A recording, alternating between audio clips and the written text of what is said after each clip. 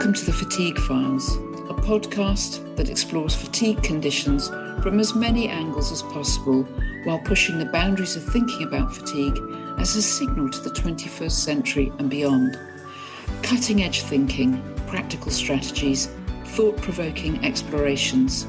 They're going to all be here, and I'm your host, Anna Greer, welcoming you to this edition of the Fatigue Files.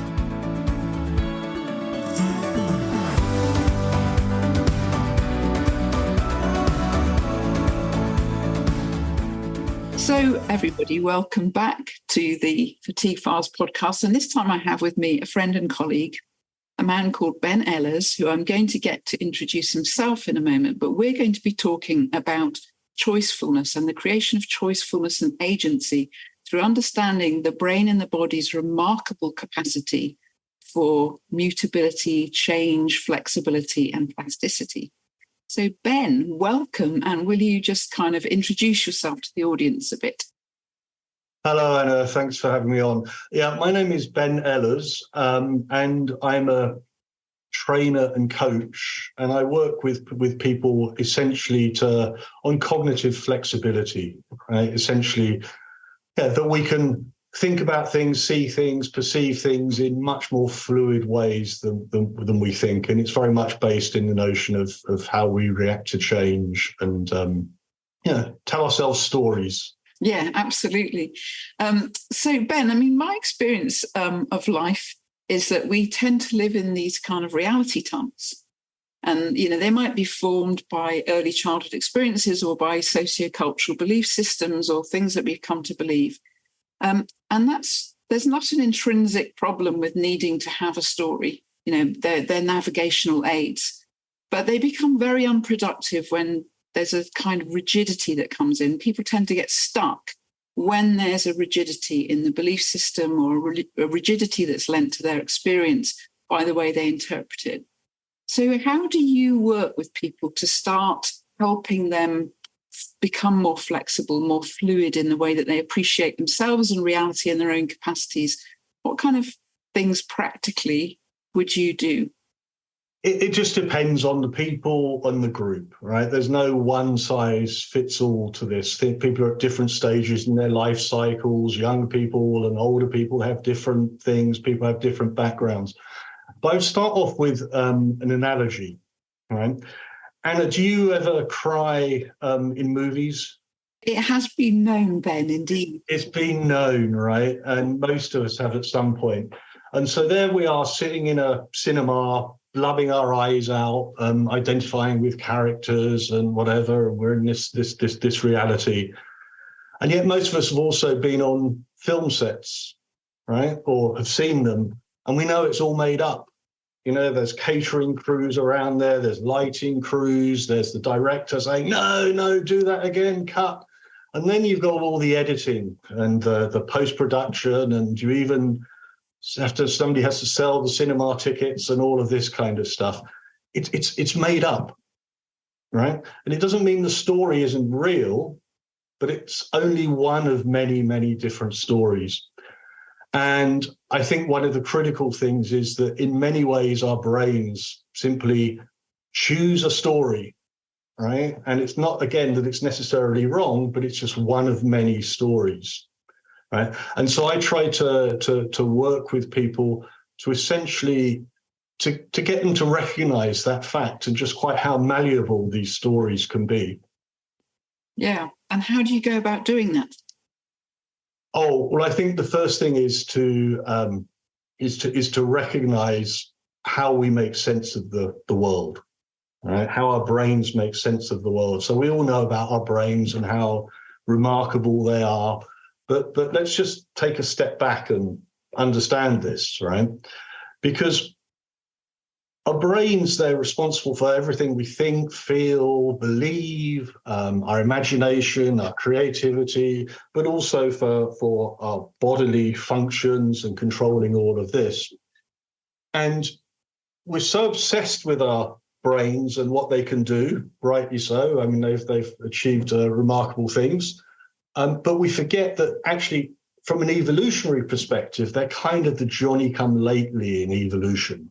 right? I mean, brains seem to somehow appeared early stage about 500 million years ago, which is a long time, but it's 500 million years is not a long time compared to 4 billion, 4.5 billion years. Right? And so the brain, it very much comes up in terms of trying to keep the body alive, right? We're so stuck in our heads, in our ideas, we forget that the underlying evolutionary architecture, if you will, is actually based around keeping us alive in the outside world. Right? And when we do this, we realize that actually things such as memories, they're not about trying to give us a nice like photo book for old age to regale our grandchildren with about, you know, how it was in the old days. Their actually biological function is to help us remember things in the world and therefore to be able to make better decisions in the future. And when we realize that actually our underlying functions of our brains have these purposes, which we use them for other things, but underlying purposes, it's kind of liberating in the sense of we realize we don't have to be trapped by these things. But actually, they're quite fluid in many of these ways. And there's so many exercises to do on this, and I very much emphasize on the practical. I call them brain hacks, 2-minute kind of exercises that you can do to change things. And there's loads of things, and hopefully we'll get a chance to experience one or two of these in the next sort of like half hour or so. Yeah, that would be brilliant. And I think the audience, the listeners, would really appreciate some practical exercises that they can go and do with them, you know, for themselves, by themselves, to allow them to experience a more choiceful state in relation to whatever they're experiencing or believing at that given time. Well, we can start off with one. I can give you an example. Go ahead. Now, I hope your audience is sitting in a safe place or somewhere you can relax. Don't do this if you're driving a car or something like this, somewhere where you can relax. And I would invite people just to close their eyes for a minute, because it shuts off the outside world and it just allows them to go into their imagination. And I would just invite people to imagine that in the room they're in, there's a plank of wood over the other side of the room, and it's raised up by a couple of bricks on either end.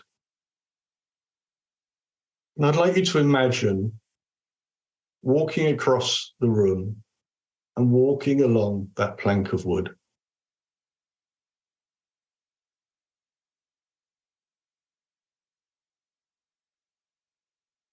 Keeping your eyes closed, I'd now like you to imagine you're on top of a huge skyscraper, maybe in New York or somewhere.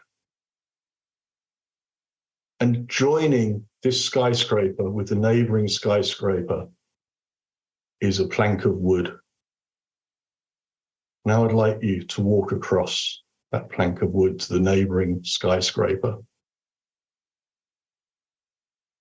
And try not to look down.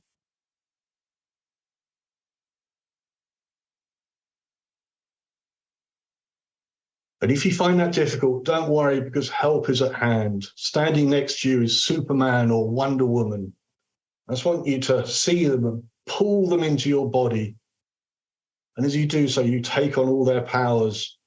And now you don't have to walk across that plank of wood. You can run and jump over to the neighboring skyscraper and run across that and jump to the next one. And now you can actually fly and do somersaults as you go across the neighboring skyscraper and run across the skyline, enjoying your new superpowers. And now you can come back and walk across that plank of wood to the neighboring skyscraper. And notice how easy that is.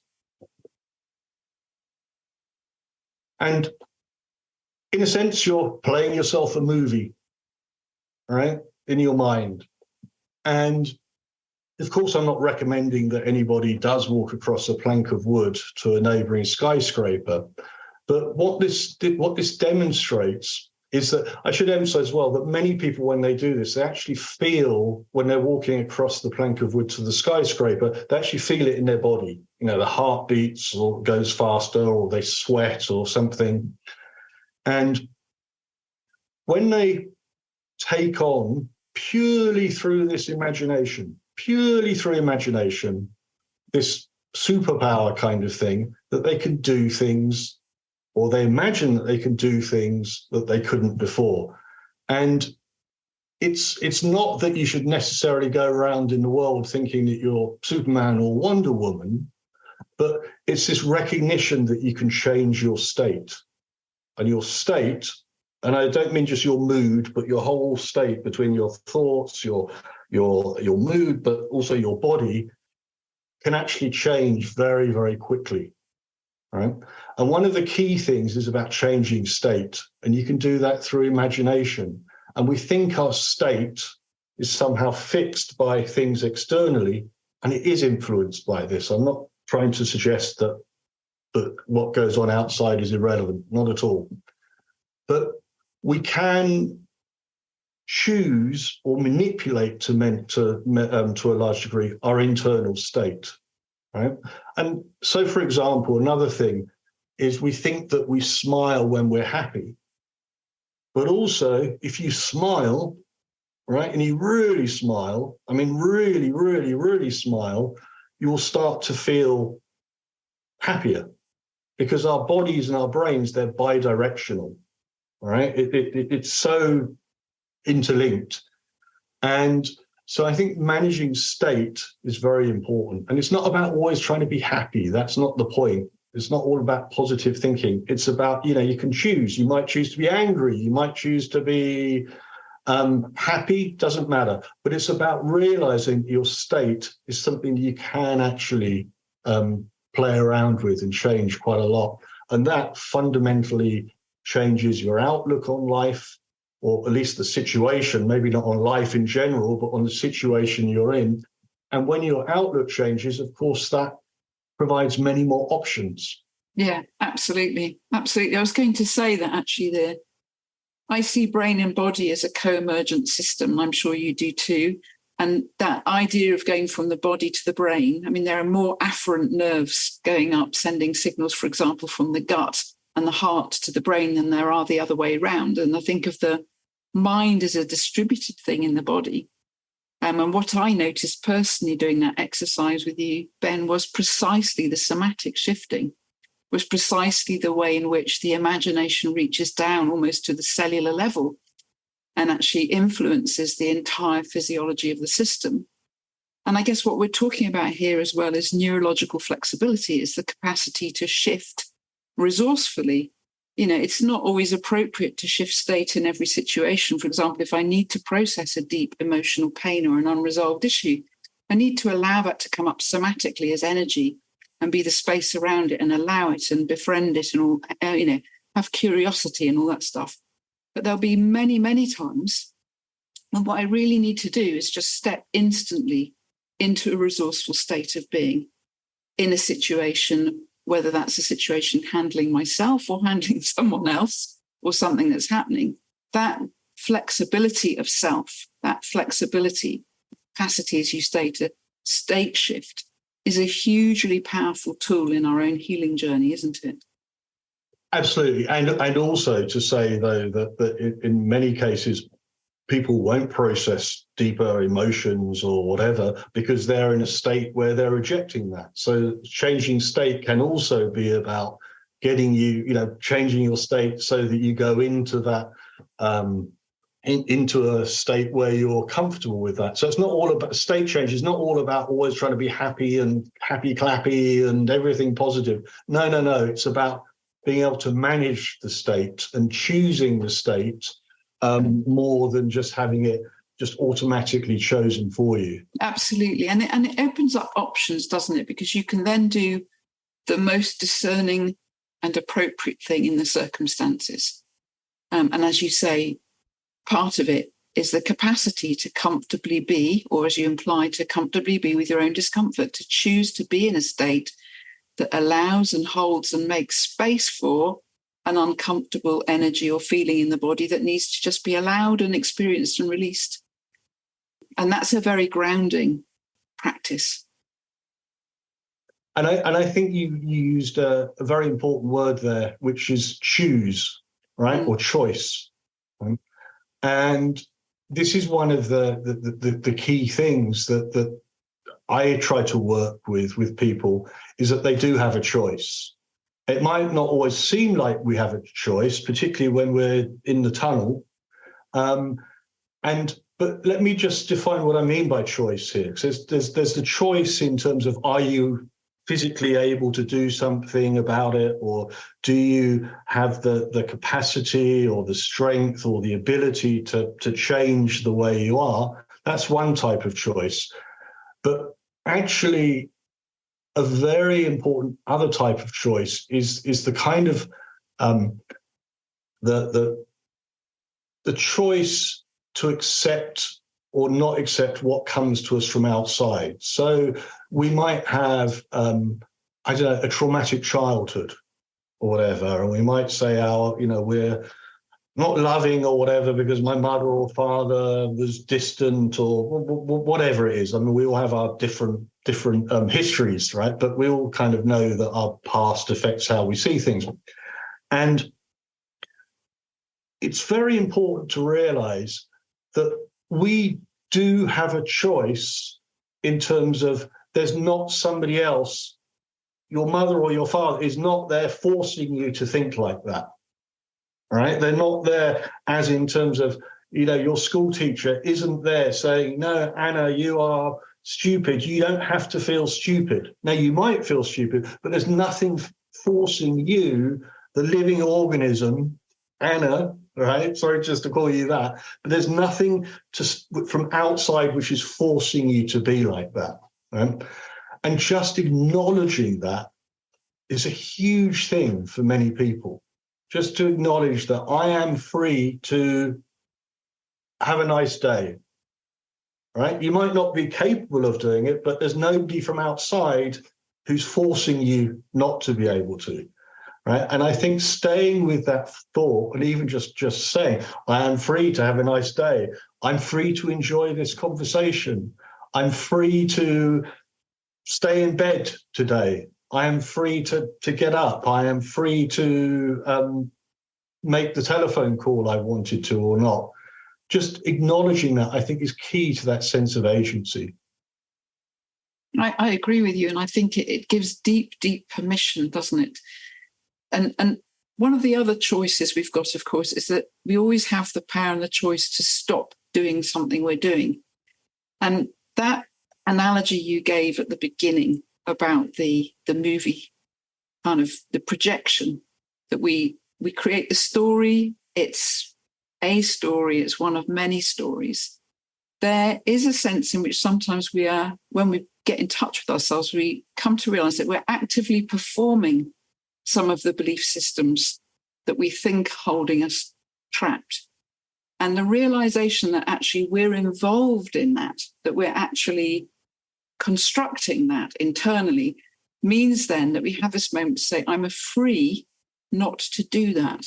I'm free to choose an alternative story, or indeed no story at all, to let it all go in this moment and simply experience what is, which I think is an incredibly liberating space to get into, because it allows for a fundamental relaxation in the self, in the nervous system. It invites, almost intrinsically, when we really get there, a kind of healing state that we can rest into.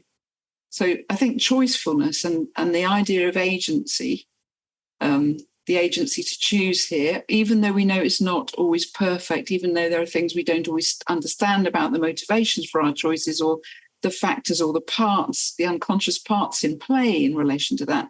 Nevertheless, when we start to understand choicefulness, and as you say, the fact that you're free to this, you're free to that, you're free not to, once we really get that, it opens up a whole world of possibilities. I totally agree. And the key thing is that, at least for me, is it's not even just a philosophical or a psychological thing. It's a physical thing, right? So going back to this notion of the embodied brain, that the brain is part of the body. I hate the term the brain or mind-body connection, because it implies they're two separate things, right? And it's not. The brain is a sub-part of the body, right? It's a sub-part of the living organism. Because if you talk about a connection, it still implies that they're two separate things, and they're simply not. And so, but even if we think about going back to the physical level, when the human eye, for example, can take in something like absurd, like 0.05% of the electromagnetic spectrum, right? We can see about 2% of visible light.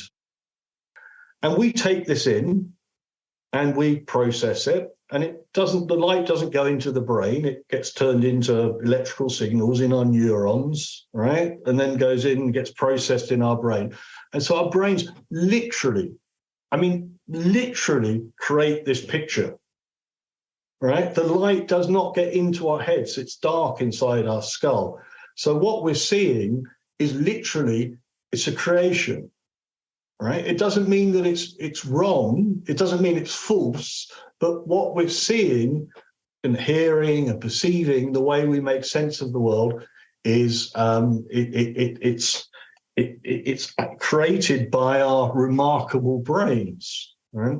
And I think this is a very liberating kind of realization as well, that it becomes completely open. Well, again, I'd be careful. I'm not dismissing that the outside world is an important factor on this. It's critical. It's absolutely critical. But the way we interpret it and make sense of stuff, it's based on extremely limited data coming from the outside world, even at the physical level. And that's before, for example, bats, we don't use elocution the same way as them, right? We can't perceive things. And that's before we even get into narratives, right? And to making sense and trying to understand other people's behavior. Even that data is very limited. And that's why a lot of neuroscientists will talk about we essentially live in a controlled hallucination, right? And they mean that literally. We have this when we dream every night, right? And everybody might not remember their dreams, but we dream for about 2 or 3 hours every night. That means we're likely to spend, I don't know, anywhere between 5 and 7 years of our life, right, in this place where our brain just makes these very seemingly random, but of course not random, but strange connections. And so it's a very, very, very kind of flexible story.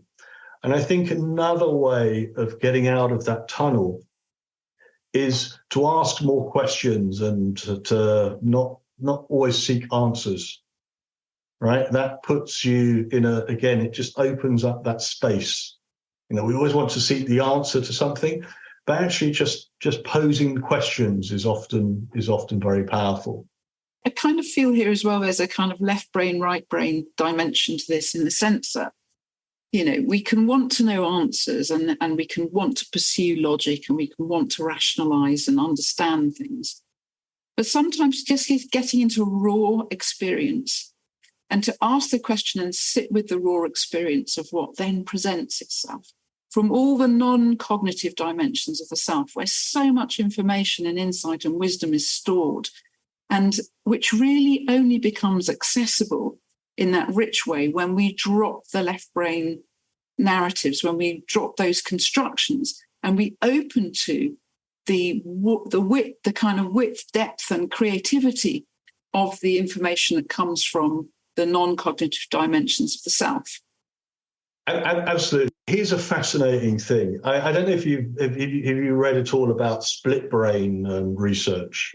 Yeah, I mean, so back in was it 1950s, I guess, that with epileptic fits, right, they didn't know how to treat seizures, but they knew that it was basically just too much communication going on within the brain. And so they basically, it sounds absurd, but they cut the corpus callosum, in which joins the left and the right brain, so that they could literally, the two sides of the brain couldn't communicate with each other. Right? And very, very, very interesting. And there was a Nobel, this was Nobel Prize winning research. But very interestingly, then they did all these experiments with people, and it was literally that the two parts of the brain didn't know what was going on. Right. And so they would signal to the right hand side of the brain by basically covering one eye, so it was only the right side of the brain could process the information. Right. They would say something, they would give an instruction and say, stand up and wave your hand. Right. And then they would ask the left-hand side, and the person would stand up and wave. And then they would and you can see this kind of thing on YouTube. I mean, there's videos around the split brain research. And then they'd ask them, they would say to the left side of the brain, why did you stand up and wave? And it would be like, well, I just saw a friend. Right.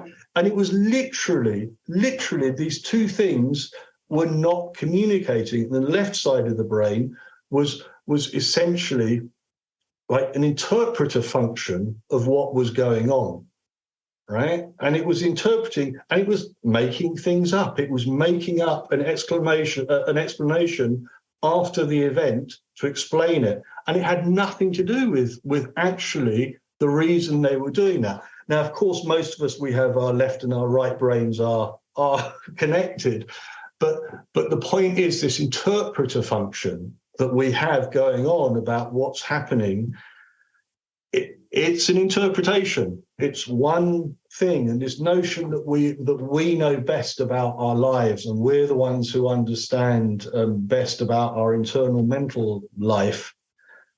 Really, often we can be the ones who understand it least. It's really interesting because I was actually listening to a neuroscientist talking about this only yesterday, about this interpretive function in the left brain and how it makes stuff up. And at the end of the interview, he was asked for like one insight, one piece of advice. And where he went was, just don't take your own thoughts seriously.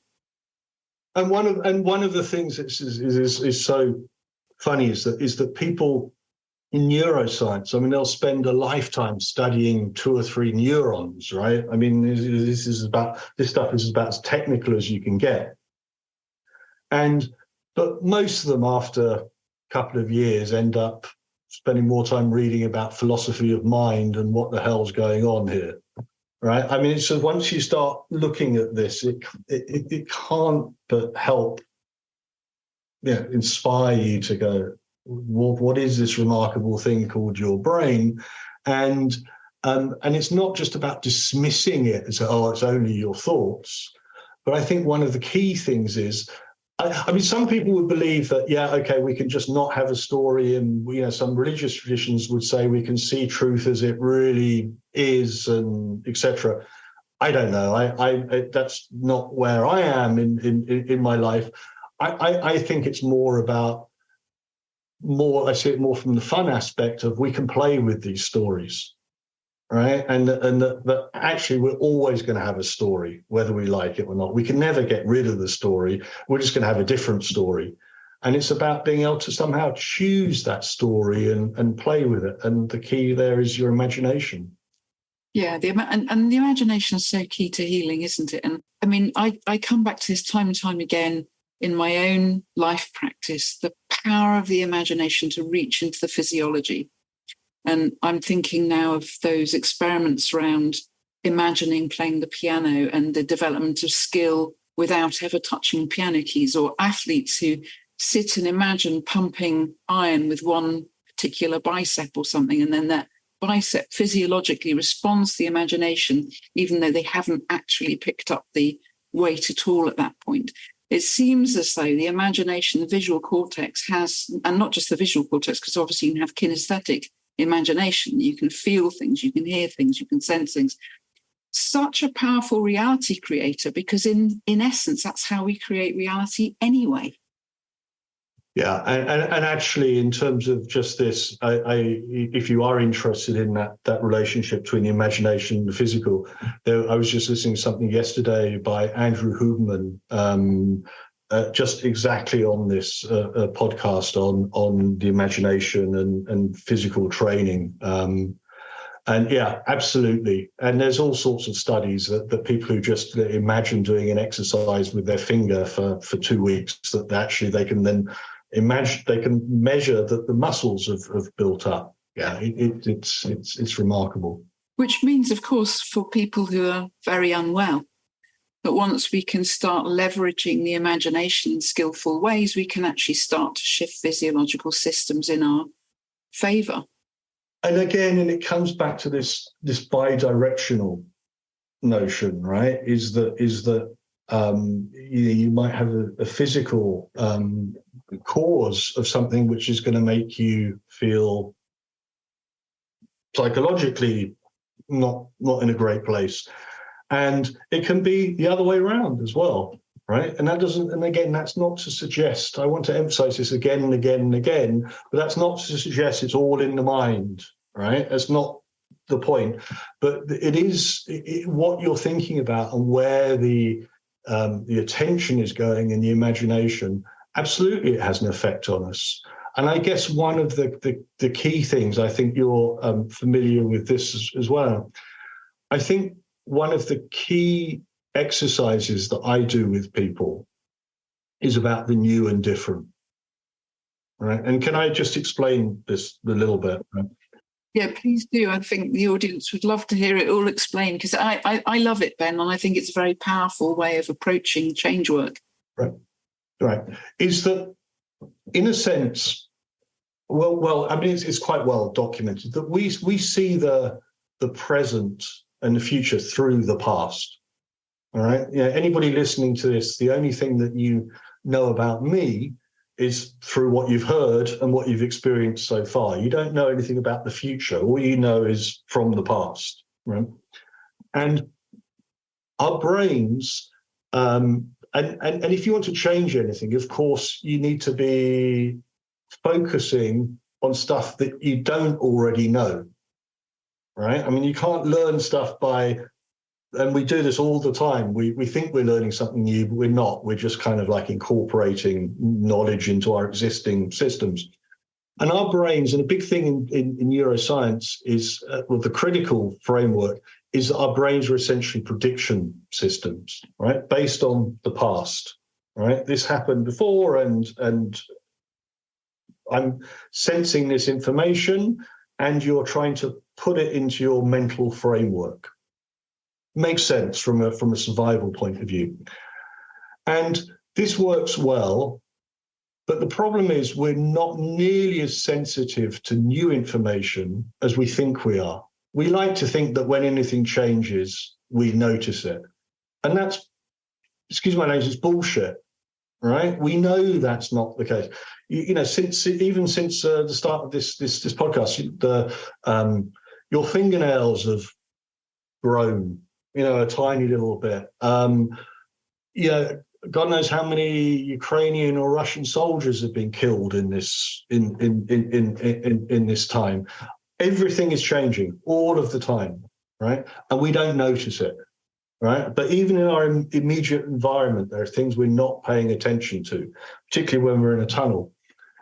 And a key thing is to focus on what you don't know, or the new and different around in the situation. And it's not about you, so it's not about reflecting on yourself. So again, that's going internally, which isn't always a good place to be, but it's about looking around in your environment and just noticing stuff you haven't noticed. And you can do this now for 30 seconds. Look around your room and just notice a color in a picture that you've never noticed before, or the angle of your books, or a flower petal that you've never seen before. And it's literally what you're doing there is you're putting your brain into a state of going, okay, now we're looking for new things. right? No, it's not business as usual. Actually, now to your brain, you're signaling focus on the outside world. Look at stuff you don't know, right? And what it does, it doesn't matter what you're looking at, right, or what the new information is, but you're tricking your brain or hacking your brain or guiding your brain, however you want to put it, to focus on new information rather than old information. And I think this is one of the most powerful things to do. If you do this for 3 or 4 minutes every day for a week, right? You don't have to interpret it. You don't have to think about it. You don't have to analyze it, but you literally just spend time just noticing stuff you've never noticed before. If you go to the shops, maybe you've walked down the same street 1,000 times. Just spend a couple of times just noticing stuff that you've never noticed before. All right? It doesn't have to be big, important things, but just the act of noticing different things, it puts the brain into that more, as you put it, that exploratory kind of technique as opposed to the interpretation. And it changes your state and stuff looks different. Yeah, absolutely. And that kind of facilitation there of the willingness to see differently, the kind of predisposition, the reticular activating system, starting to look for the new and different, reminds me of a beautiful change work question I heard Melissa Tears ask, which I've really gripped onto, and I'm using it myself a lot in my everyday life. But if there's something that I'm wrestling with or something that I'm thinking about, or that my left brain, the interpreter's got hold of, right? And I might be in a particular interpretive reality tunnel. The question is, what am I not noticing right now that's not that? Yeah, beautiful. I just love that question. It's absolutely stunning question, because of course it immediately opens up the possibility of all the other things that aren't that I'm simply not attending to.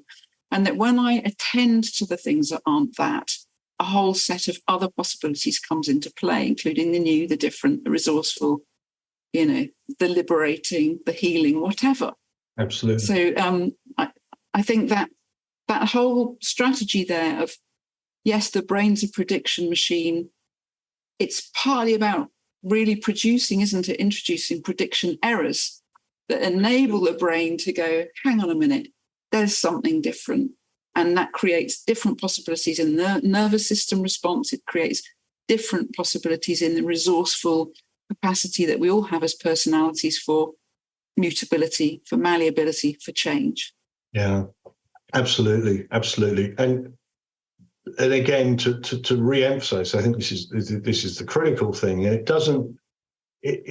it's about changing the state, right? It's not about then intellectualizing it again and going into the same tunnel, right? Just with a new piece of information. It's about staying in that more open place for a while and playing and being there, because we often then will go, we want to look, it's not always a question of it's about what you're paying attention to in there. And it's not a question of just positive thinking. I mean, positive thinking, I despair when I hear people say, think positively. I always have this idea of an American man, for some reason, shouting in a mirror in the morning, I can do this, you're going to knock this out of the park today, and whatever. I mean, what a terrible way to live if that's how you're having to constantly fight with yourself and convince yourself that you're going to do this, right? And the unconscious knows it's not real anyway. It's not true. Absolutely. Exactly. Yeah. And you might be able to do it for a while with a lot of effort, right? But you're going to have a breakdown at some point if that's the way you're doing it. And it's like, if you're thinking positive, it sounds like, as if you're trying to drive a car and you're trying to steer it by leaning out of the passenger window and somehow trying to move the tires with your hand, right? And that's the way you're doing it, as opposed to just kind of like do it in a much more gentle way, right? Which is the steering wheel, which is about just much more guiding your state And the thoughts, the positive thoughts or the negative thoughts or whatever the thoughts, they'll come later. They're the output, right? And if you're always trying to work on that output, you're just working at it at a level which it's just hard work apart from anything else, whether or not it's effective. So this positive thinking, I think, is much more about a choice as to what you pay attention to. I agree 100%. And I think some forms of positive thinking actually counterproductively only produce a sense of lack, which which embeds the problem that you're trying to affirm your way out of to start with. I mean, there's state shift, as you say, is essential. What state you're in when you're imagining, when you're moving forward, is absolutely critical. So, Ben, I want to thank you very much for this conversation. I wonder, just before we finish, if you'd be willing to share another technique with the listeners, something they can do they can do on their own that will really help them get this kind of flexibility, capacity to take different positions, to widen the interpretive lens, to shift the focus of their attention in ways that enable a greater sense of choicefulness about the state they're experiencing. Oh, there's so many. It's difficult, but of course I will try and respond to that. But let me explain why first, why it works, because I think this is, I never try to just do an exercise and then, oh, here's the magic and whatever. There's a basis. Think of a pigeon, right? You think of a pigeon and you see a pigeon and it's got food on the floor and it's pecking away, right? Doing this, right? And it's focused on this. But it also needs to be aware of the sky. Are there any sparrowhawks about to come down and attack it, right? And we all have this this broad, basic dichotomy thing. And this is one of the problems with everybody sitting in front of computers. We're in this narrow vision physically, right? We're in this thing. And what we're talking about is about opening up this bigger space. And a very simple way of doing it is literally just with your eyes, right? I mean, your eyes are just so important. And as you know, this peripheral vision, right? And I want to share two ways of doing this, right?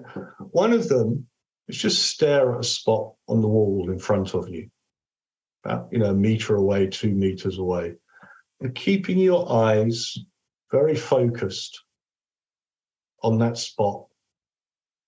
Without moving your eyes, just try to become aware of the stuff which you see out of the corner of your eyes, without moving your eyes.